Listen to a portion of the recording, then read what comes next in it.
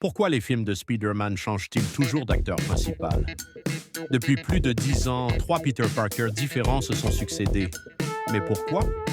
J'ai creusé la question et fouillé dans une montagne d'archives pour enfin comprendre les raisons derrière ces changements. Pour bien comprendre, il faut remonter à 1999. À cette époque, Marvel était en crise financière et risquait la faillite. Pour éviter le pire, ils ont vendu les droits de Spider-Man à Sony pour 7 millions de dollars. Avec une condition bien précise, Sony devait produire un film de Spider-Man tous les 5 ans, sans quoi les droits retourneraient automatiquement à Marvel. Sony n'a pas perdu de temps. En 2002, ils sortirent leur premier film Spider-Man avec Tobey Maguire dans le rôle titre.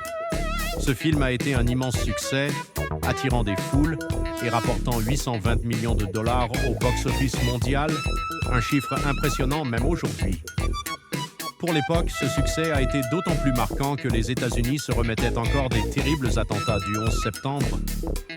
L'apparition de ce héros a apporté un peu d'espoir au public.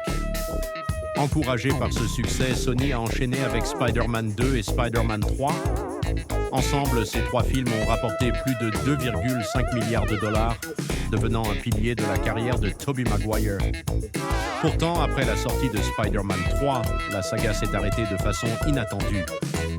Malgré son succès au box-office, le film a reçu un accueil mitigé.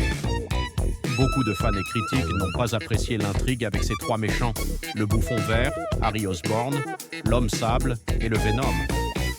Le triangle amoureux avec Gwen Stacy et le retour de la mort de l'oncle Ben ont aussi été jugés de trop. Des années après, même le réalisateur Sam Raimi a admis que le film avait des faiblesses.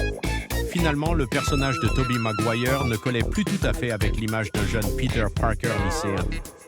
Pour donner un coup de jeune à la franchise, Sony a donc choisi Andrew Garfield pour incarner un Spider-Man plus adolescent dans The Amazing Spider-Man. Malgré un excellent jeu d'acteur et une approche plus moderne, Garfield aussi a fini par être remplacé